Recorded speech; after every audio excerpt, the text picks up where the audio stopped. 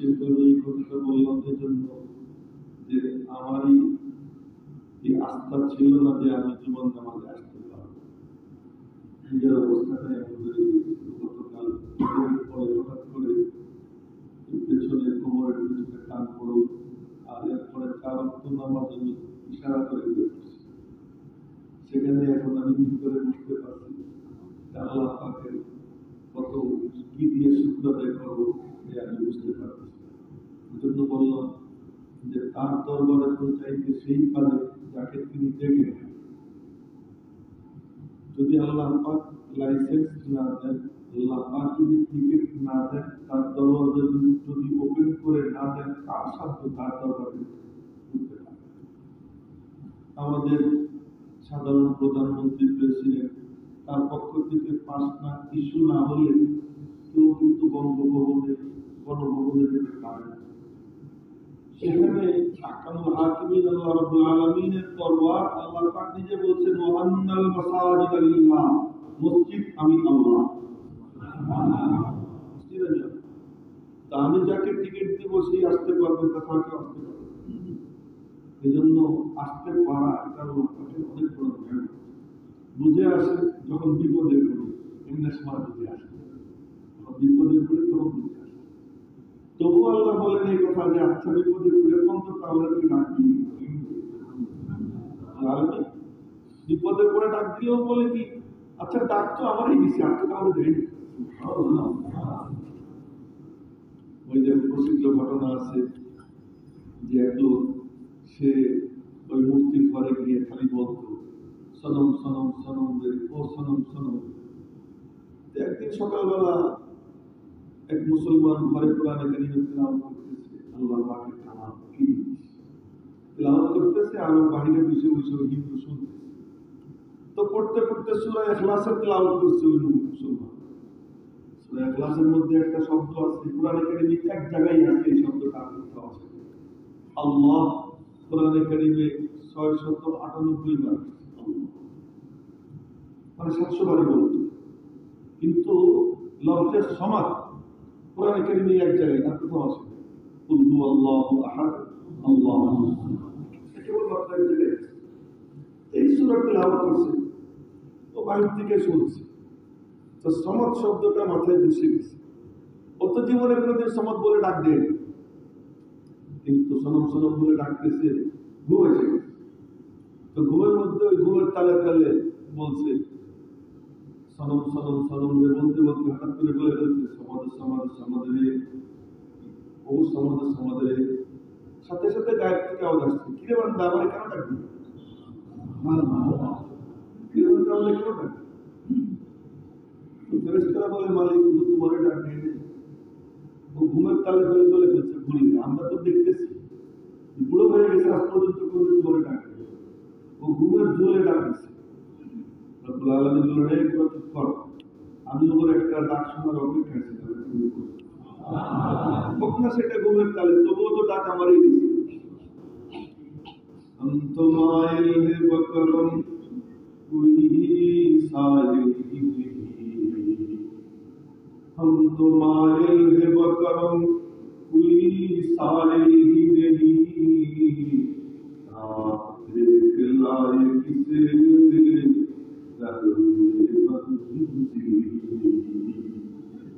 আমি মালিক তো দেওয়ার জন্য উন্মুখ হয়ে আছি, আমি তো দেওয়ার জন্য অধীর আগ্রহে অপেক্ষায় আছি, ডাকে সাড়া দেওয়ার জন্য আমি আল্লাহ অধীর আগ্রহে অপেক্ষায় আছি। কখন আমার বান্দা আমার একটা ডাক দিই, ডাক দিতে দেরি, আমি আল্লাহ সাড়া দিতে দেরি।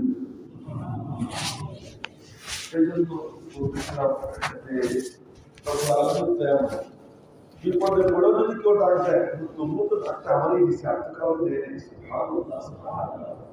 এত মায়াওয়ালা, এত দরদি আমার আপনার রব, এত মাঝে মাঝে রাগ হয়ে যায়, তাও আমাদের ভালো ভালো ভালো বলে দিচ্ছে যে মাঝে মাঝে আমি রাগ করি, মাঝে মাঝে তোদেরকে আমি ধরি, মাঝে মাঝে একটু ঝাঁকুনি দিই, তাও তোদের ভালোর জন্য। মা আসাবাকুম মিন মুসিবাতিন ফাবিমা কাসাবাত আইদিকুম ওয়া ইয়াফু আন কাসীর। মুসিবত যদি কিছু এসে যায়, ভালো করে মনে রাখিস, তুই কাম করছিস, অন্যায় করছিস 1000টা, আমি আল্লাহ 999টা মাফ করে দিয়ে মাত্র একটার কারণে করছি। তাও ধরছো কি জন্য আল্লাহ রব্বুল আলামিন অন্য আয়াতে জবাব দেয় যে কেন ধরছি তা জানিস? তুই কেন এদিক ওদিক করিস? তুই কেন এখানে ওখানে দৌড়িস? যে আমার কাছে আসিস না কেন? আমার মনে চায় না তুই টাইনে আমার কাছে নিয়ে আসিস। ظهر الفساد في البر والبحر بما كسبت أيدي الناس ليذيقهم بعض الذي عملوا لعلهم يرجعون। রব্বুল আলামিন বলেন, জলে স্থলে অন্তরিক্ষে সর্বত্র অশান্তির দাবানল দাও দাও করে জ্বলতে দেখো তোমরা। এখানে অশান্তির আগুন, ওখানে অশান্তির আগুন, এখানে অস্থিরতা, ওখানে অস্থিরতা, এখানে বিশৃঙ্খলা, ওখানে ভূমিকম্প, ওখানে দেখা যায় ওই মগবাজারের ওখানে গ্যাস বিস্ফোরণ, সেখানে এতজন মারা গেল, এখানে এটা হচ্ছে, ওখানে ওইটা হচ্ছে। এই যে তোমরা দেখতে পাও, জানো এটা কেন? যাহাল ফাসাদু ফিল বাররি ওয়াল বাহর বিমা কাসাবাত আইদিন নাস। তোমার আমল, তোমার আমলের ফল। কোন আমলের ফল? ওই আয়াতে বলছি, যে আয়াত আগে বললাম। এই জন্য কোরআন শরীফের এক আয়াত দিয়ে কাম হয় না, সব আয়াতের সমন্বয় করলে তারপরে গিয়ে বাস্তব জিনিস বের হয়। এখানে রব্বুল আলামিন বলতেছেন অনেকগুলো মাফ করে দিছে, আর এখানে বলতেছেন তোমার আমলের ফল। তার মানে ওই 999টা মাফ করে দিয়ে একটার কারণে একটুখানি ধরছি। ধরছো কেন? আল্লাহ আল্লাহ মিয়ার জীবন, তুই যাতে আমার কাছে ফিরে আসিস, সে ডাক দিস বাজা বাজা हराचे हस्ती बाजा कर काफिरों की बुत परस्ती बाजा तेरी दरगाह मां दरगाह न उम्मीदी सद बार कर तौबा शिकस्ती बाजा। फिरे आए काफिर হইলেও ফিরে আয়, মূর্তি পূজক হইলেও ফিরে আয়, তুই মুমিন গুনাহগার হয়ে থাকলেও ফিরে আয়। আমার দরবার এমন দরবার, এখান থেকে কেউ নৈরাশ হয় না। হাত উঠিয়ে দিতে আমি আল্লাহর তার ডাকে সাড়া দিতে একটু দেরি হয় না। তো ফেরার জন্য আজ আমাদের পুরো দেশ এর শিকার, সবকিছু স্থবির, সবকিছু স্থবির হয়ে আছে। শিক্ষাঙ্গন 2 বছর পর্যন্ত প্রায় বন্ধ, বলতে গেলে 2টা বছর হয়ে। অপরাধ প্রবণতা এত বেড়ে গেছে যে সমস্ত বাচ্চা কাচ্চা অপরাধ করবে চিন্তা করা যাইত না, তারাও অপরাধী হয়ে গেছে।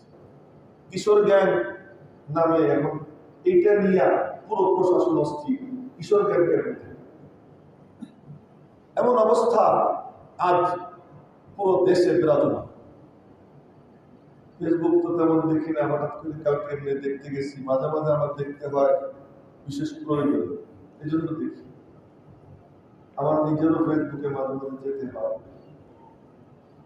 মানে জাতীয় প্রয়োজন।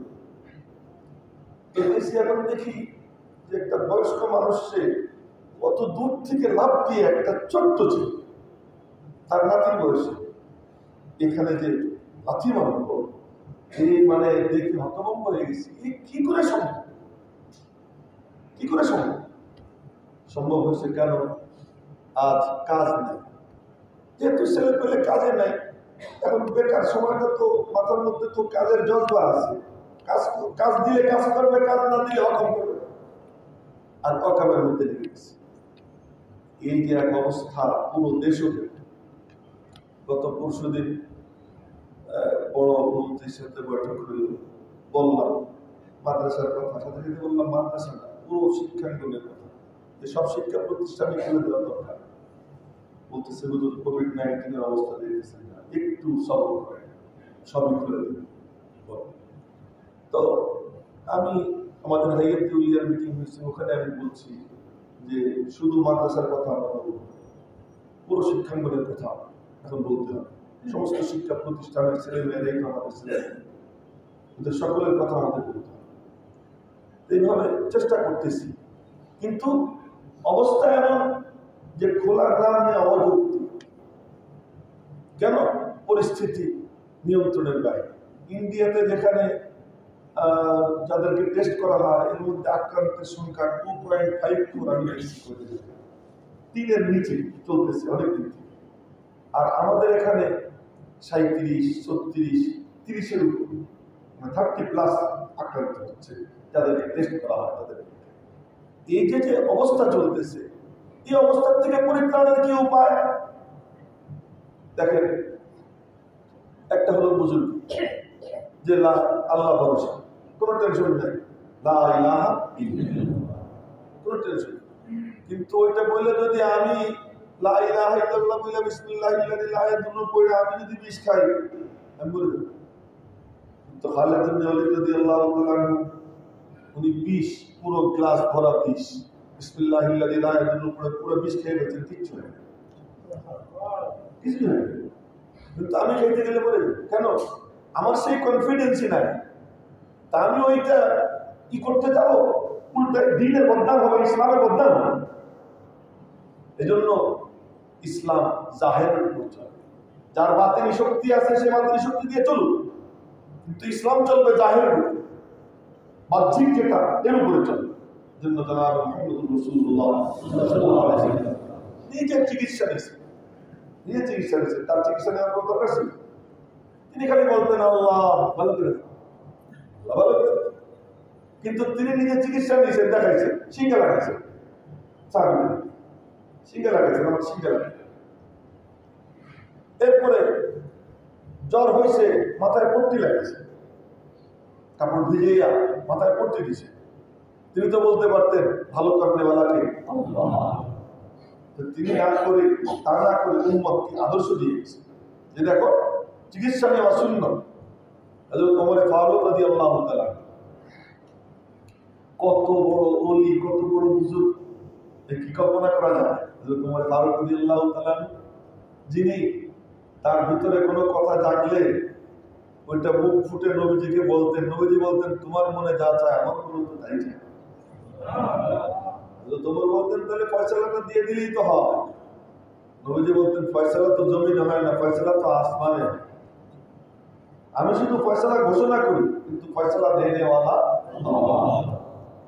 তোমার বলতেন তাহলে আর আপনার কাছে বইলে খিলাম, মনে মনে বলতেন তাহলে আর আপনাকে বইলে খিলাম, জায়গা মতো একান্তে গোপনে গিয়ে বলতেন মালিক বলে দাও না, আল্লাহ বলে দাও না, একটু বলে দাও না, এইটা হওয়া দরকার, আমার মনে বলতেছে। একটু পরে বা একদিন পরে বা কিছুদিন পরে বা কয়েক মাস পরে বা এক বছর পরে জিবরাইল এসে বলতো ওমর যা বলে আল্লাহ তাই বলে, যা বলে আল্লাহ ঠিক ওই শব্দ, যে শব্দ ওমর উচ্চারণ করতেন কোরআনে কারিমে আল্লাহ পাক ওই শব্দটা দেবেন। ওমর বলছেন লাউইত্তাখাযনা মিন মাকামি ইব্রাহিম মুসাল্লা, মাকামি ইব্রাহিমে যদি একটু নামাজের জায়গা বানাইতাম। আল্লাহ পাক আয়াত নাযিল করতেছেন ওয়াত্তাখিযু মিন মাকামি ইব্রাহিম মুসাল্লা। ওমর বলছে লাউইত্তাখাযনা, যদি বানাইতাম, আল্লাহ কয় বানা, ওয়াত্তাখিযু মিন মাকামি ইব্রাহিম মুসাল্লা, মাকামি ইব্রাহিমকে নামাজের জায়গা বানা। এই ওমর, সে ওমর রাদিয়াল্লাহু তাআলা রওনা হয়েছেন বহর নিয়ে, এক বাহিনীকে যুদ্ধে পাঠাইছেন তাদেরকে দেখার জন্য, সেখানে নৈতিক সহযোগিতা দেওয়ার জন্য, তাদের মনোবল বৃদ্ধির জন্য রওনা হয়েছে। ওই বাহিনীর সেনাপতি হলেন হযরত আবু উবাইদা ইবনে জাররাহ রাদিয়াল্লাহু তাআলা। হযরত আবু উবাইদা সম্পর্কে নবীজি বলতেন যে লিকুল্লি উম্মাতিন আমিনুন ওয়া আমিনু হাযিহিল উম্মাহ আবু উবাইদা। সব উম্মতের একজন আমিন থাকে, বিশ্বস্ত ব্যক্তি থাকে, আমার উম্মতের সবচেয়ে বিশ্বস্ত ব্যক্তি আবু উবাইদা ইবনে জাররাহ। নবীজির দেওয়া সার্টিফিকেট।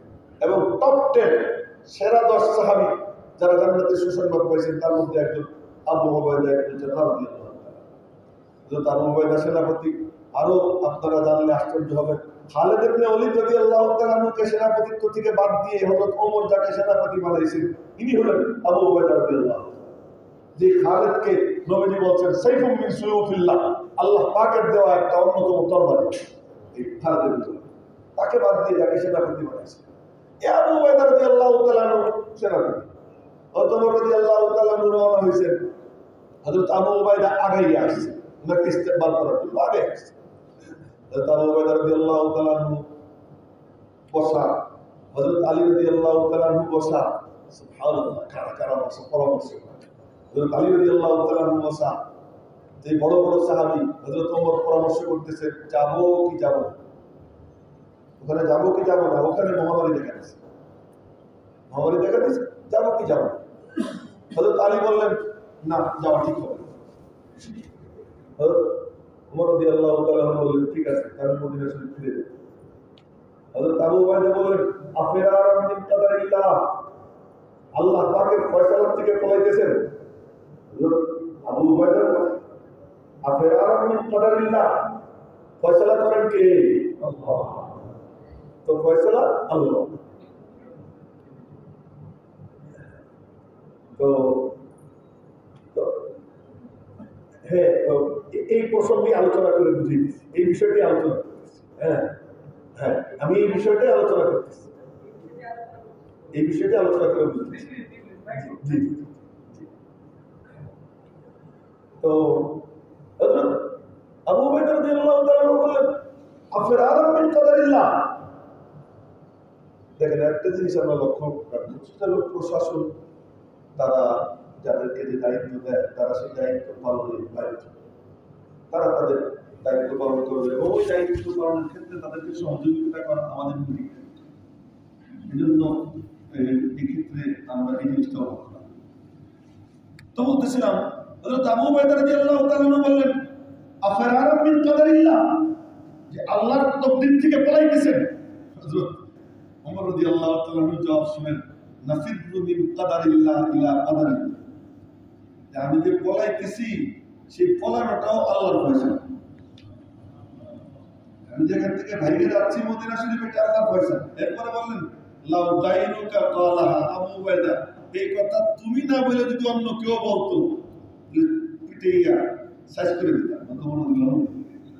এখন হযরত আবু উবাইদা খুব তকলিফের সাহাবী, তো বললেন যে অন্য কেউ বললে, হযরত ওমর লাউ দাইনুকা কালাহা, যদি তুমি ছাড়া অন্য কেউ বলতো তাহলে মজাটা বুঝে নেব। হযরত আবু উবাইদা চুপ হয়ে গেলেন। হযরত ওমর এই ফয়সালা দিয়ে দিলেন, এই সবক দিয়ে দিলেন কিয়ামত পর্যন্ত আনেওয়ালা উম্মতকে, যে দেখো নবীজির হাদিস সব আমি জানি, তার মানসিকতা আমি জানি, ওহী নাজিল হওয়ার যে থিম এ সম্পর্কেও আমার কি কেমন নলেজ তোমরা জানো, এরপরেও আমি ফয়সালা করতেছি যে না ওখানে আমি যাব। সুতরাং দ্বীনে ইসলাম বিধান দিয়ে দিয়েছে, কি বিধান? আক্রান্ত অঞ্চলে যাও না, যে অঞ্চল আক্রান্ত হয়ে গেছে ওখানে যাও না। যদি দ্বীনে ইসলামের এই ব্যাখ্যা বিশ্লেষণ সঠিকভাবে আমাদের প্রশাসনিক কর্মকর্তাদের মনে থাকতো, তাহলে এই কোভিড-19 এভাবে ছড়ায় যেত। সীমান্ত শৃঙ্খলা করা দরকার ছিল একদম। যখনই ভারতে যখন এই কার্যক্রম শুরু হয়েছে, ওখানে মহামারীর বিস্তার, এখন আপনারা খোঁজ দিয়ে দেখবেন সীমান্ত অঞ্চলে সবচেয়ে বেশি আক্রান্ত। ওই অঞ্চলগুলো পুরো শৃঙ্খলা করা দরকার ছিল, কিন্তু যাই হোক অসতর্কতার কারণে হয়নি। এখন এটা আমাদের দেশে ব্যাপকভাবে ছড়াই গেছে। হযরত আমর ইবনুল আস রাদিয়াল্লাহু তাআলা আনহু খুব মনোযোগ দিয়ে শুনবেন। হযরত আমর ইবনুল আস রাদিয়াল্লাহু তাআলা আনহু, যাকে বলা হয় আকালুল আরব, আরবের মধ্যে সেরা চারজন বুদ্ধিমান, তার মধ্যে একজন আমর ইবনুল আস রাদিয়াল্লাহু তাআলা, এই সেরা চারজন। তিনি যখন এই মহামারী দেখা দিল, তিনি বললেন এটা কিন্তু আগুন, আগুনের কাম বিস্তৃত হওয়া, আগুনের কাছে যে যায় সেই জলে, তোরা কাছে যেও না, দূরে সরো। এরপরে বললেন তাফাররাকু ওয়া তাজাব্বালু, তোমরা ছড়িয়ে ছিটিয়ে যাও, প্রয়োজনে পাহাড়ের পাহাড়ে গিয়ে বসবাস করো। আল্লাহ তাআলা বললেন, তিনি কি বুজুর্গ ছিলেন না? আল্লাহর উপরে আস্থা ছিল না, কারণ আল্লাহ বিশ্বাস ছিল না। কিন্তু যে জিনিসের যে প্রভাব আল্লাহ পাক বস্তুর মধ্যে প্রভাব দিয়ে দিছে, যে আগুনের কাম জ্বালানো, আগুন জ্বালায়, কিন্তু মাঝে মাঝে দেখাই দিছে আগুন জ্বালায় না, আমি আল্লাহ চাইলে জ্বালায়, মাঝে মাঝে দেখাইছে। কিন্তু স্বাভাবিক নিয়মে আগুনে হাত দিলে হাত পুড়বে, কিন্তু সেখানে হযরত ইব্রাহিম আলাইহিস সালাতু ওয়াস সালামকে আগুনের মধ্যে ফেলে আল্লাহ দেখেছেন, দেখ চাইয়া আগুনে জ্বালায় না, আমি আল্লাহ চাইলে, আমি আল্লাহ চাইলে। সুরির কাম কোরবানির আলোচনা হয়ে যাচ্ছে। ছুরির কাম কাটা, লোহার কাম কাটা, পোস্ট দিলেই কাটবে, পোস্ট দিলেই কাটবে। ইব্রাহিম আলাইহিস সালাম পুষাইতেছেন সমানে, কাটে না। আল্লাহকে দেখ ছুরি কাটে না, কাটিয়ে নিলাম। কিন্তু এমন ঘটনা লাখে, কয়েক লাখে একটা। কিন্তু স্বাভাবিক নিয়ম যে ছুরি চললেই কি হবে? জবে। আগুন দিলেই কি হবে? জবে। জবে স্বাভাবিক নিয়ম। অতএব এই মহামারী এটা একটা আগুনের মতো। এটা বলেছেন কে? হযরত আমর ইবনুল আস রাদিয়াল্লাহু তাআলা। এটা কোনো পীর বুজুর্গের কথা না, এটা কোনো বুদ্ধিজীবীর কথা না, ইয়াহিয়া মাহমুদের কথা না। এটা হলো হযরত আমর ইবনুল আস রাদিয়াল্লাহু তাআলা নবীজির বর্ষিয়ান সাহাবী, তিনি বলতেছেন। এবং যিনি সিরিয়ার গভর্নর ছিলেন, সিরিয়ার গভর্নর ছিলেন, অনেক বড় রাজনীতিবিদ ছিলেন, তিনি বলতেছেন যে কি, যেটা আগুন, সুতরাং তোমরা নিজেদেরকে বাঁচা। অতএব বর্তমান যে অবস্থা সৃষ্টি হয়েছে, এর থেকে আত্মরক্ষার জন্য আমাদের বাহ্যিক যে সমস্ত সতর্কতামূলক পদক্ষেপ, এগুলো আমাদেরকে গ্রহণ করা দরকার। এই যে হাত ধোয়ার কথা বলা হয়, হ্যাঁ, এই হাত এখানে ওখানে লাগে, এটা ধোয়াটা জরুরি। এজন্য জনাব মুহাম্মদ রাসূলুল্লাহ সাল্লাল্লাহু আলাইহি ওয়াসাল্লাম ওযুর ফরজ চাইতেন। আল্লাহ পাক ফরজ করে বলেছেন, ইদা কুনতুম ইলাস সালাত ফাগসিলু ওয়ুজুহাকুম ওয়া আইদিয়াকুম ইলাল মারাফিক ওয়ামসাহু বিরুউসিকুম ওয়া আরজুলাকুম ইলাল কাবাইন। আল্লাহ পাক এই চার অঙ্গের কথা বলে দিয়েছেন যে তোমরা কি করো? মুখ ধোও, তোমরা হাত কনুই পর্যন্ত ধোও, মাথা মাসাহ করো, আর তোমরা পা টাকনু পর্যন্ত ভালো করে ধৌত করো। রব্বুল আলামিন চারটি ফরজ করে দিয়েছেন। জনাব মুহাম্মদ রাসূলুল্লাহ সাল্লাল্লাহু আলাইহি ওয়াসাল্লাম আল্লাহ পাকের পক্ষ থেকে তার কোরআনে কারীমের ব্যাখ্যা বিশ্লেষণের জন্য আসছেন। তিনি বলতেছেন যে দেখো, আল্লাহ পাক হাত ধুইতে বলছেন, তুমি খালি এখানে পানি দিয়ে এরকম ভাবে কোন পর্যন্ত ধুইলে ধোয়া কমপ্লিট হবে না। এই যে ফাঁকে ফুঁকে মেলা গেঞ্জাম থাকে, তোমার আঙ্গুলের ফাঁকে গেঞ্জাম, তোমার নখের ফাঁকে গেঞ্জাম, এখানে ওখানে ময়লা আবর্জনা আছে। অতএব কবজি পর্যন্ত হাত দুইখান তিনবার ভালো করে ধুতে, এটা ভালো করে ধো। তুমি মুখ ধুইতেছো, মুখ ধুইতে সময় তুমি যদি কুলি না করো, তো তোমার মুখের ভিতরে, আল্লাহ তো মুখ ধুইতে বলছেন, কিন্তু মুখের ভিতরটাও অভ্যন্তরটাও যে ধুইতে হবে, এটা আমি না বলে দিলে তোমরা বুঝতে না। এইটা বোঝানোর জন্য আল্লাহ টাকা বাড়িয়ে দিয়েছে। এই জন্য কি করো? কুলি করো। কুলি করাটাও গড়বড়া। গড়বড়ার সময় নবীজি কি করতেন? জিহ্বাকে আঙ্গুল দিয়ে এরকম ডলতেন। এই আওয়াজ সাহাবীরা নকল করেন যে আমরা হাদিসে পাকে পরিষ্কার যে নবীজি যখন গড়বড়া করতেন, হাত দিয়ে মুখ এমন করতেন, তা আমরা আওয়াজ শুনতাম, আ আ আ। এই তিনবার হাদিসের মধ্যে আসছে, এই শব্দ পর্যন্ত আমরা কি করতাম? অতএব কুলিতে ভালো করে করো। তুমি মুখ ধুইতেছো, মুখের মধ্যেই না, তো মুখ ধুইতেছো, এখন নাকের ফাঁকতে ধুইতে হবে, পরিষ্কার করতে হবে। এইটা তো এরকম খুলে খুলে আল্লাহ বলবেন না, আমারে পাঠাইছেন বলে দেব। নাকে পানি দাও, কেমনে দিবা? আমি দেখাই দেই। বাতাসের সাহায্যে পানি টান দাও, বাতাসের সাহায্যে আবার কি করো? ঝাড়ো, নাকের ভিতর পরিষ্কার করো। আল্লাহ পাক বলছেন মাথা মশাই করতে। মাথার সাথে তোমার কানও আছে, কানের ফাঁকে ময়লা থাকে, এসে আসে। তোমার এই সমস্ত জিনিসকে কিভাবে কি করবা? যে মাথা মশাই করার সময় ঘাড়ও মশাই করো, কানও কি করো? মশাই করো। কানের ভিতরটা কি করো? আঙ্গুল দিয়ে পরিষ্কার করো। সুবহানাল্লাহ, সুবহানাল্লাহ। জনাব মুহাম্মদ রাসূলুল্লাহ সাল্লাল্লাহু আলাইহি ওয়াসাল্লাম এই তরিকা শিখিয়ে দিয়ে গেছেন। ওযু আর যদি ওযুর প্রবণতা ঠিক থাকে, সুবহানাল্লাহ, প্যান্টের চেন খুলে পেশাব কইরা, এরপরে এক হাতে মোবাইল, কানে কথা বলতেছে, আর এক হাতে পেশাব করতেছে, একটু পানি সাইডে দিল, ওই পানি ছিটে ছিটে প্যান্টে লাগতেছে। আমি নিজে দেখছি, তাই বলতেছি, মনে কিছু নেই। এমন দৃশ্য মাঝে মাঝে দেখা হয়, পানি ছিটে প্যান্টে লাগতেছে, আর ওইখানে ধুইতেছে, কথা কইতেছে, বাস চলে যেতেছে জায়গা থেকে। এই হলো পবিত্রতার অবস্থা। এরকম বিশ্বাস করা যাদের মধ্যে থাকে, তো তাদের কাছে রোগ ব্যাধি আসবে না, তো কোথায় আসবে রোগ ব্যাধি? রোগ ব্যাধি কোথায় যাবে? জনাব মুহাম্মদ রাসূলুল্লাহ সাল্লাল্লাহু আলাইহি ওয়াসাল্লাম যে তরিকা দিয়ে গেছে, আমি এই মাত্র ৩-৪ দিন আগে আমি একটা বক্তব্য দিছি যে ইসলামে আধুনিকীকরণ, কোরআনে কারীমের শিক্ষাকে আধুনিকীকরণ, হাদিসে পাককে আধুনিকীকরণ এই কথা যে বলবে তার মতো আহম্মদ দুনিয়াতে দ্বিতীয় কারণ। কেন? জনাব মুহাম্মদুর রাসূলুল্লাহ সাল্লাল্লাহু আলাইহি ওয়াসাল্লাম থেকে আধুনিক, তার থেকে অত্যাধুনিক, তার থেকে সর্বাধুনিক কোন ব্যক্তি পৃথিবীতে আসেন নাই, কিয়ামত পর্যন্ত আসবে। তিনি যে বিধান দিয়ে গেছেন তার থেকে আধুনিক। অনেক গবেষণার পরে আজ তোমরা হাত ধোয়ার কথা বলো, আর আমার নবী আজ থেকে ১,৫০০ বছর আগে এই হাত ধোয়ার কথা বলে গেছে, ১,৫০০ বছর। সুতরাং এই যে বিধান যেটা দেওয়া হয়েছে আমরা এটাকে ফলো করব। আমরা এদিকে লক্ষ্য রাখবো। মসজিদে ঢুকতে সময় যেহেতু জানা নেই যে কার সমস্যা কি আছে, সিমটম তো একবার পত্রিকা পেলাম 11টা, এখন হয়তো আরো বাড়ছে।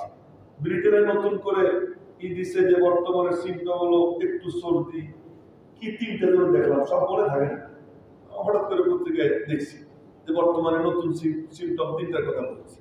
এরকম ভাবে কার মধ্যে আছে জানি না, বিভিন্ন পদ্ধতিতে কারো না কারোর মধ্যে থাকতে পারে। সুতরাং সতর্কতামূলক এই পদক্ষেপ নেওয়া এটা কোনো ইসলামের পরিপন্থী না। অতএব আমরা সরকার আহ্বান জানাইছে বর্তমান পরিস্থিতিতে আমরা যেন মাস্ক পরে আসি। তো আবার আপনারা আমাদের বলবেন যে হুজুর আপনি তো বয়ান করতেছেন আপনার মাস্ক নাই, আমার তো নাই।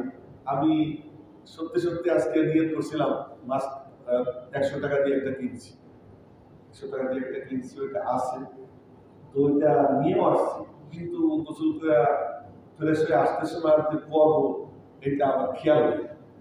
এখানে আসার পরে তারপরে দেখি যে আনিনি। যাই হোক, তো মাস্ক পরা এটা ইসলামের পরিপন্থী না।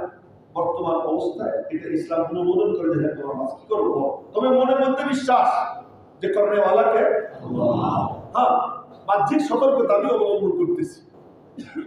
আপনাদেরকে কোরআনে কারীম আসলে না পড়লে বোঝা যায় না যে আসলে জিনিসগুলো কি। হযরত ইয়াকুব আলাইহিস সালাম, হযরত ইউসুফ আলাইহিস সালাম যখন খোয়া গেলেন, এরপরে তো অভাব দেখা দিল। অভাবের সময় ছেলেদেরকে বললেন যাও কিছু সাহায্য সহযোগিতা আনো। তো ছেলেরা গেছে, তখন ওই 7 বছর থাকবে মানে অভাব, আর 7 বছর ভালো ফসল হবে। তো ওই যে কোরআন শরীফে আছে যে মানে প্রথমে স্বপ্নে দেখলাম এই মোটা মোটা গাভী, কয়টা 7টা, এরপরে দেখি যে একেবারে হেংলা পাতলা। তো এই স্বপ্নের ব্যাখ্যা দিলেন, এটা লম্বা কাহিনী, ওটা বলবো না। তো পরে তো গেছে, ইউসুফ আলাইহিস সালামকে চিনতে পারে না, ওখানে উনি ওদেরকে দিচ্ছেন। আর দেওয়ার সময় বলছেন যে তোমরা কয় ভাই? এত ভাই। তো ছোট ভাই কই?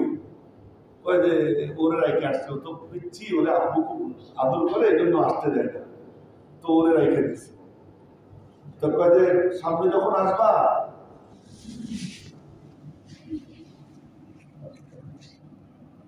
সামনে আগামীতে যখন আসবা তখন ওই ছোট ভাইরা নিয়ে আসবে, না আনলে কিন্তু দিব না। তারপরে গিয়ে বাপরে কইছে আব্বু তো বলছে যে ছোট ভাইরা নিয়ে না নিয়ে গেলে আগামীতে আর দিবে না, তো ওরে একটু দেয়। তো বাপ বলে যে ইউসুফরে নিয়ে গেছিলি, কি করছিলি আমার মনে হয়, আবার ইউসুফের ভাই ছোটটা ওরে নিয়ে যাবি, তোদের উপরে কেমনে বিশ্বাস রাখতে পারবে। তখন সবাই কসম খাইছে, কসম খাওয়ার পরে যে ঠিক আছে আমরা হেফাজত করবো।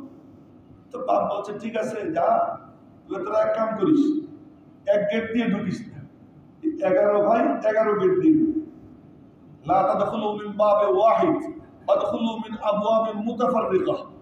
এক গেট দিয়ে ঢুকবা না, বাপ মানে গেট, এক গেট দিয়ে ঢুকো না, ওয়াদখুলু মিন আবওয়াবিন মুতাফাররিকা, ভিন্ন ভিন্ন গেট দিয়ে ঢুকবা। বইলে বলতেছে কি ওমা উগনিয়া আনকুম মিনাল্লাহি মিন শাই, আল্লাহর ফয়সালার থেকে বাঁচানোর কোনো সামর্থ্য আমার নাই। কি বলতেছেন? ওমা উগনিয়া আনকুম মিনাল্লাহি মিন শাই, আমি এটা আমাদের ভাষায় তরজমা করতেছি যে আল্লাহ পাকের ফয়সালার থেকে রক্ষা করার কোনো সামর্থ্য আমার নাই। ইল্লা হাজাতান ফি নাফসি ইয়াকুব কাদাহা, আমার মাথায় একটা বুদ্ধি জাগছে, বুদ্ধিটা আমি দিলাম হেফাজতের জন্য, বাকি হেফাজতের মালিক কে? আল্লাহ যদি ধরতে চায় আমার কিচ্ছু করেন নাই, আল্লাহ যদি ধরতে চায় আমার কিচ্ছু করেন নাই। যাই হোক 3 ভাই 11 গেট দিয়ে ঢুকছে, 11 ভাই। এরপরে যাওয়ার পরে ইউসুফ আলাইহিস সালাম বিনিয়ামিনকে ডাকছে, তাইকে কানে কানে বললেন, আমি যা করি তুই মনে কিছু করিস না, তুই নীরবে খালি দেখবি, আমি তোর ভাই, তুই আমার চিনা না। আর বিনিয়ামিন তো আগের থেকে গল্প স্বল্প আপনার কাছে শুনছে, শুই না, ও চুপচাপ রয়েছে। তো ইউসুফ আলাইহিস সালাম উনি করছেন কি, বলছেন যে একটা স্বর্ণের বাটি এই বিনিয়ামিনের বস্তার মধ্যে দিয়ে দিতে, বস্তার মধ্যে বাটি দিয়ে দিয়েছে। এরপরে আল্লাহ পাক বললেন, কাযালিকা কিদনা ইউসুফ, আমি ইউসুফের জন্য এই মানে কৌশল শিখিয়ে দিলাম, এই কৌশলটা আমি প্রয়োগ করলাম। ইউসুফ আলাইহিস সালাম করতেছেন, আল্লাহ বলতেছেন আমি করব, এই কৌশলটা আমি প্রয়োগ করলাম। এরপরে যখন মানে বস্তা টস্তা নিয়ে রওনা হবে, তখন বলতেছে, মিয়ারা আমাদের বাদশার নাফকিদু সুআল মালিক, বাদশার পিয়ালা আমরা হারাই ফেলছি। অলিমান যা বিহি হামলু বাইন ওয়া আনা বিহি যাইন, ওই বাটিতে যে দিবে 1 উটের বোঝা খাদ্য তাকে দেওয়া হবে, আর তার পক্ষ থেকে দায়িত্ব আমরা বহন করবো, কোনো টেনশন করো না, কে আসো বাটিতে দাও। কয় যে দেখো আমরা চুরি টুরি করি নাই, আমরা চুরি করার জন্য আসিও নাই, তোমরা খুঁজে দেখো, যার বস্তায় পাবা তারা নিয়ে। খুঁজে খুঁজে পাইছে কি নিয়ে বস্তায়, তারা রেখেছে, কয় দেখো ওনার একটা বুড়া বাপ আছে, আমাদের কাউরে রাখো ওনার বদলে। তো কয় যে না, আমরা এই 2 নম্বরই করি না, অন্যায় যা শাস্তিও সেই হয়, যা চলে। ও যে ইয়াকুব আলাইহিস সালাম বলছিলেন যে আমি তো তোমাদেরকে রক্ষা করার জন্য এই বুদ্ধি দিলাম, কিন্তু আমার বুদ্ধি বেকার, কারণ ওয়ালাকে আল্লাহ। এই যে আমরা যে মাস্ক পরবো আমাদের কৌশল, আমরা যে সামাজিক ডিস্টেন্স, সোশ্যাল ডিস্টেন্স, সামাজিক দূরত্ব বজায় রাখবো, এটা আমাদের কৌশল। আমরা যা কিছু করবো সবকিছু আমাদের কৌশল, কিন্তু করনেওয়ালাকে আল্লাহ। এটা মনের মধ্যে থাকবে, মনের মধ্যে থাকবে। এই কাজ করতে গিয়ে যেন আমি এই কথা না বলি যে মাস্ক কি বাঁচাবে, মাস্ক না থাকলে মরে যাবে, ভ্যাকসিনই বাঁচাবে, ভ্যাকসিন না হলে মারা যাবে। আজ ভ্যাকসিন নিচ্ছে অনেক বড় বড় রাষ্ট্রপ্রধানরা, এরপরে করোনা আক্রান্ত হয়েছে, খবর পাচ্ছেন না? রাষ্ট্রপ্রধান ভ্যাকসিন নিচ্ছে, কিন্তু করোনা কি হয়ে গেছে, আক্রান্ত হয়ে গেছে। এই জন্য তবু যে সমস্ত বাহ্যিক সতর্কতা অবলম্বনের সরকারি দিক নির্দেশনা, এগুলোকে আমরা ফলো করে চলবো। একটু দূরত্ব আমরা কি করবো, বজায় রাখবো, মাস্ক আমরা পরবো। আল্লাহ পাক আমাদেরকে এই সতর্কতা অবলম্বন করবার তৌফিক দান করেন। সাথে সাথে আমরা আল্লাহর কাছে দোয়া, যে আল্লাহ তুমি আমাদেরকে এর থেকে পরীক্ষা, দোয়ার থেকে বড় জিনিস ইস্তেগফার করা, আল্লাহ মাফ করে দাও। দেখেন পরিষ্কার বলতেছে, এর থেকে বড় জিনিস হলো কি, আল্লাহ মাফ। দেখুন আল্লাহ নারাজি, আল্লাহ অসন্তুষ্টির কারণে হচ্ছে, আর মাফ দিলে আল্লাহ কি হয়ে যাবে, বৃষ্টি হয় না, বৃষ্টি হয় না। হয়তো ওমর রাদিয়াল্লাহু তাআলা আনহুর কাছে গিয়ে সবাই বলছে, হুজুর বৃষ্টি হয় না, কি করি? ইস্তেসকার নামাজও না, কিচ্ছু না। হয়তো ওমর রাদিয়াল্লাহু তাআলা আনহু খোলা আকাশের নিচে দাঁড়িয়ে বলতেছেন, আল্লাহ আমাদেরকে মাফ করে দাও। সবাই তাকাইয়ে দেখে আকাশ মেঘে ভরে গেছে, আকাশ মেঘে ভরে গেছে, এবং ওই অবস্থায় মুষলধারে বৃষ্টি শুরু হয়ে গেছে। সুতরাং واستغفروا ربكم إنه كان غفارا يرسل السماء عليكم مدرارا। তোমরা তোমাদের রবের কাছে ক্ষমা চাও, দেখবা আল্লাহ পাক খুশি হয়ে মুষলধারে তোমাদেরকে বৃষ্টি দান করবেন। ও তোমার রাদিয়াল্লাহু তাআলা আনহু আয়াতে কারিমার উপর কি করছেন, আমল। বর্তমান অবস্থায় আমরা আল্লাহর কাছে কি চাই, ক্ষমা চাই, যে আল্লাহ আমাদেরকে কি করে দাও, ক্ষমা। যে যদি পুরো জাতি মিলে তওবা ইস্তেগফারের উপরে এসে যায় ইনশাআল্লাহ, আর বাহ্যিক সতর্কতা অবলম্বনে ওর সাথে থাকে, ইনশাআল্লাহ আল্লাহ তাআলা অচিরেই আমাদেরকে মুক্তি দিয়ে দেবেন। আমরা আল্লাহর কাছে কি করব, দোয়া। আপনারা দান বাক্স চলে, কত ইচ্ছা ছিল যে আজকে আমাদের উপরে আলোচনা করব, কিন্তু এই পরিস্থিতি আমাকে